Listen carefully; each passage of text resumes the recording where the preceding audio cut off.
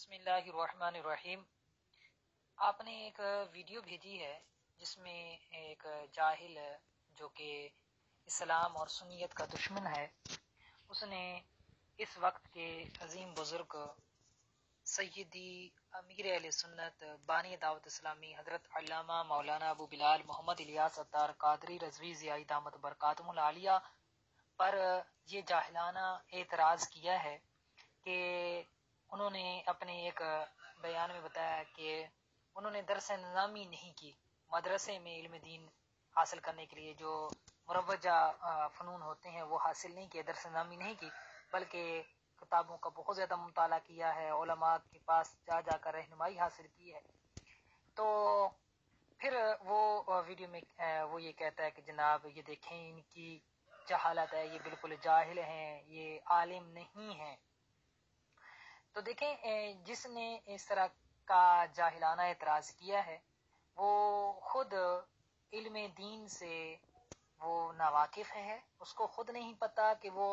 کیا عالم کسے کہتے ہیں، بلکہ وہ خود عالم بھی نہیں ہو سکتا، کیونکہ جو عالم ہوتا ہے اس کو پتا ہوتا ہے کہ عالم کسے کہتے ہیں، عالم کون ہوتا ہے، جاہل کون ہوتا ہے۔ جس کو عالم اور جاہل میں فرق کا نہ پتا ہو تو وہ اس طرح کی زبان درازیاں کرتا ہے اور بہتان اس طرح کے باندھتا ہے۔ تو معاذ اللہ یہ ایک مسلمان کے حوالے، عام مسلمان کے حوالے سے بھی اس طرح کی گفتگو کرنے کی، دل آزار باتیں کرنے کی، غیبت اور بہتان درازی کی اجازت نہیں ہے۔ چہ جائے کہ ایک ایسے محسن اہل سنت پر بہتان درازی کی جائے کہ جن کا احسان قیامت تک یہ امت بھول نہیں پائے گی، جنہوں نے اس امت پر اتنا احسان کیا اور دین اسلام کے لیے اتنی کاوشیں کی، ان پر بہتان درازی یہ دنیا اور آخرت میں تباہ و برباد کرنے کے برابر ہے۔ تو اب سب سے پہلے میں عرض کروں گا کہ عالم کسے کہتے ہیں، اور پھر سیدی امیر اہل سنت دامت برکاتہم العالیہ کے حوالے سے جو اکابر علماء ہیں ان کی کیا رائے ہے ان کے حوالے سے۔ تو سب سے پہلے عالم کسے کہتے ہیں؟ سیدی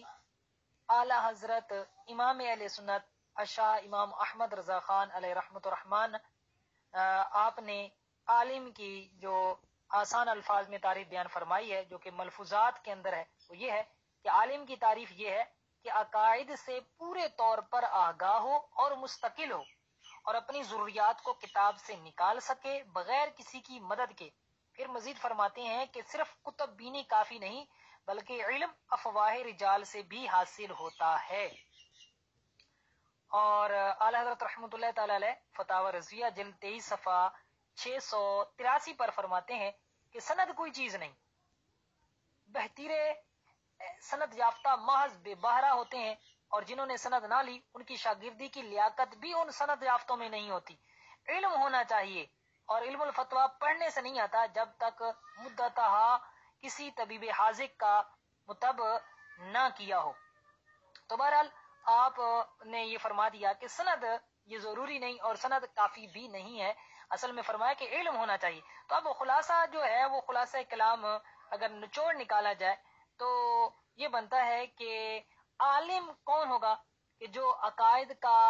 علم رکھتا ہو کہ وہ کفر اور اسلام، ہدایت اور گمراہی میں جو ہے وہ فرق کر سکے، اور پھر یہ ہے کہ وہ بقدر ضرورت علم رکھتا ہو، یعنی وہ عالم ہو، شرعی مسائل ضروریہ کو جانتا ہو، اور اس کا مقصد یہ ہے کہ یہ علم کیوں رکھتا ہو کہ وہ فرض اور واجب کو چھوڑنے والا نہ ہو اور حرام سے بچنے والا ہو، یعنی جن کاموں کے کرنے کا حکم دیا گیا ہے ان پر اس کا عمل ہو، اور جن کاموں سے منع کیا گیا ہے اس سے وہ بچنے والا ہو۔ اور اگر کوئی اس کو مسئلہ نہیں آتا یا یاد نہ رہے یا نیا مسئلہ پیش آئے تو کسی اور کی مدد کے بغیر وہ کتابوں سے نکال سکے، اور علم جو ہے وہ کتابیں پڑھ کر اور علماء سے سن کر اور ان کی صحبت میں رہ کر بھی حاصل ہوتا ہے،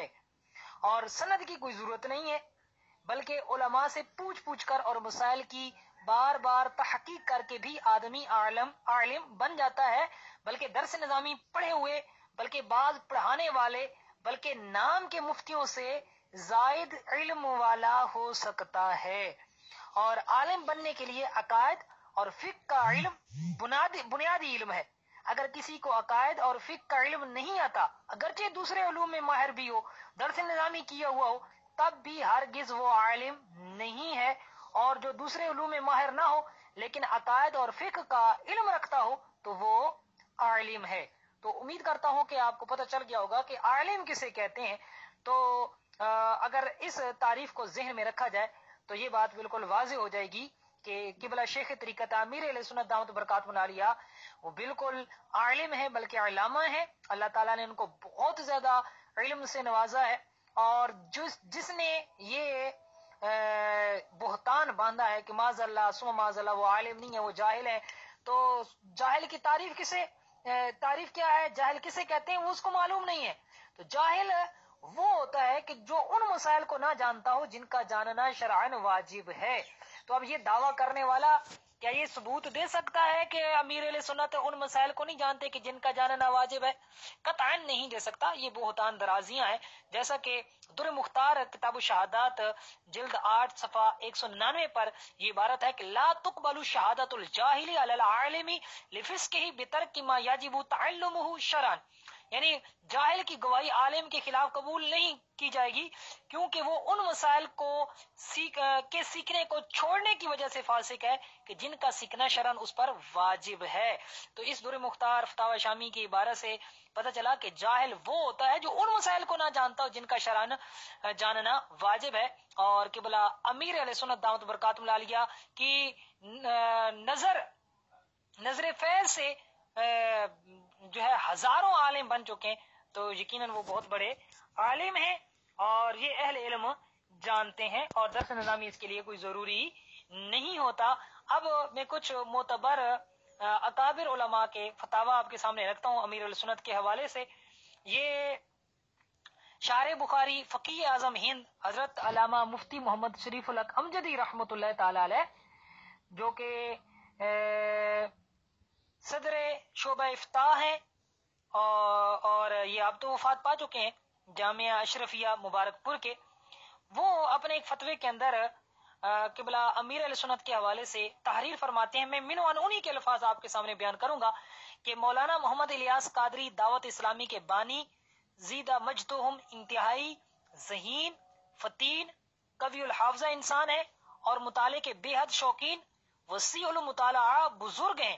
عقائد اور احکام کی جزیات اتنے زیادہ ان کو یاد ہیں کہ آج کل کے درس نظامیہ کے فارغ التحصیل اور بہت سے مشہور علماء کو اس کا عشر عشیر بھی محفوظ نہیں. صحیح العقیدہ سنی پابند شرع مجدد اعظم اعلی حضرت قدس سرہ کے مسئلہ کے پابند انتہائی متقی اور پرہیزگار انسان ہیں. انہیں سب وجوہ کی بنا پر اللہ عز و جل نے ان کی باتوں میں تاثیر دی ہے اور ان کے کام میں برکت عطا فرمائی ہے. ہزاروں بد مذہب ان کی وجہ سے صحیح العقیدہ سنی ہوئے، لاکھوں لاکھ افراد شریعت کے پابند بنے جس کی نظیر اس وقت کسی بھی عالم یا پیر کے تلامذہ یا مریدین میں نہیں. پگڑی باندھنا سنت ہے، علماء تک نے چھوڑ دیا ہے، پیر صاحبان نے چھوڑ دیا ہے. ان کی تبلیغ سے لاکھوں افراد ہرا امامہ باندھنے لگے ہیں کیونکہ بعض روایتوں میں آیا ہے کہ حضور اقدس صلی اللہ علیہ وسلم نے ہرا امامہ باندھا ہے، اس لیے انہوں نے ہرے امامے کو اختیار کیا ہے. تو یہ جو ہے وہ ان کی فتوے کی میں نے ایک مختصر عبارت بیان کی ہے اور یہ ان دنوں کی بات ہے کہ جب دعوت اسلامی والے ہرا امامہ باندھتے تھے تو اس لیے انہوں نے ہر امامے کا ذکر فرمایا ہے. اور اس کے علاوہ بھی ایک اور فتوے کے اندر اب تحریر فرماتے ہیں جو فتاوی شارح بخاری جلد سوم صفحہ نمبر 485 پر موجود ہے کہ دعوت اسلامی خالص سنی جماعت صحیح العقیدہ لوگوں کی جماعت ہے. اس جماعت کے بانی جناب مولانا محمد الیاس صاحب مدذلہ العالی ہے. عالی سے میں بارہا مل چکا ہوں. وہ انتہائی خوش عقیدہ سنی مسلک کے اعلی حضرت کے سختی سے پابند انسان ہے. وہ اپنے مخصوص طریقے سے اجتماعات کے ذریعے مسلک کے اعلی حضرت ہی کی ترویج و اشاعت کرتے ہیں. اس لیے تمام سنی مسلمانوں کو چاہیے کہ ان کی جماعت میں شریک ہوں، ان کا تعاون کریں، ان کے پروگرام پر عمل کریں. جو لوگ اس جماعت پر نکتہ چینی کرتے ہیں اور اس جماعت اب سنیے گا توجہ سے اور اس جماعت سے لوگوں کو الگ رکھنے کی کوشش کرتے ہیں وہ خطا پر ہیں. کچھ لوگ غلط فہمی کا شکار ہیں، اور کچھ لوگ ذاتی منفعت و اناد کی وجہ سے اس کی مخالفت کرتے ہیں۔ ان لوگوں کی باتوں پر دھیان نہیں دینا چاہیے۔ اور اس کے علاوہ فتاوی فقیہ ملت، جو کہ فقیہ ملت حضرت علامہ مفتی جلال الدین احمد امجدی رحمۃ اللہ تعالی علیہ کا مصدقہ ہے، اس کے اندر ایک فتویٰ یہ موجود ہے کہ تحریک دعوت اسلامی کے طریقہ کار سے سوائے فائدہ کے سنیت کا کوئی نقصان نہیں، کیونکہ فریضہ تبلیغ کو انجام دینے کے لیے ضروری نہیں کہ کھلا رد ہی کیا جائے، بلکہ حالات اور مصلحت کے پیش نظر نرمی اور ملائمت کا پہلو قبول حق کے لیے زیادہ معاون و مددگار ہے، جیسا کہ حضرت موسیٰ و ہارون علی نبینا علیہ السلام کو جب فرعون کی طرف تبلیغ کے لیے بھیجا گیا تو باوجود یہ کہ اس نامراد نے رب ہونے کا دعویٰ کیا تھا، پھر بھی کھلا رد کرنے کے بجائے نرمی اور ملائمت سے سمجھانے کے لیے بات کہی گئی۔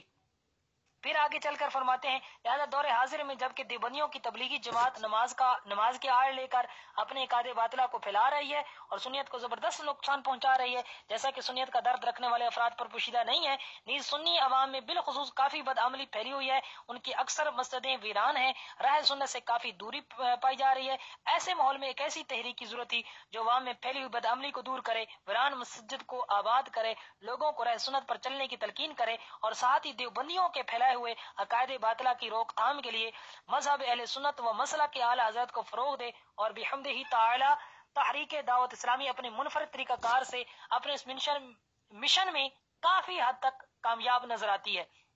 چنانچہ اپنے دور کے اہل سنت و جماعت کے جید عالم دین عظیم مفتی شارح بخاری حضرت علامہ مفتی شریف الحق امجدی رحمۃ اللہ تعالی علیہ تحریر فرماتے ہیں مولانا الیاس امیر تحریک دعوت اسلامی اتنا عظیم و شان عالمگیر پیمانے پر کام کر رہے ہیں جس کے نتیجہ میں لاکھوں بدعقیدہ سنی صحیح العقیدہ ہو گئے اور لاکھوں شریعت سے بیزار افراد شریعت کے پابند ہو گئے، بڑے بڑے لاکھ پتی کروڑ پتی گریجویٹ نے داڑیاں رکھی، امامیں باندھنے لگے، پانچوں وقت باجماعت نمازیں پڑھنے لگے اور دینی باتوں سے دلچسپی لینے لگے،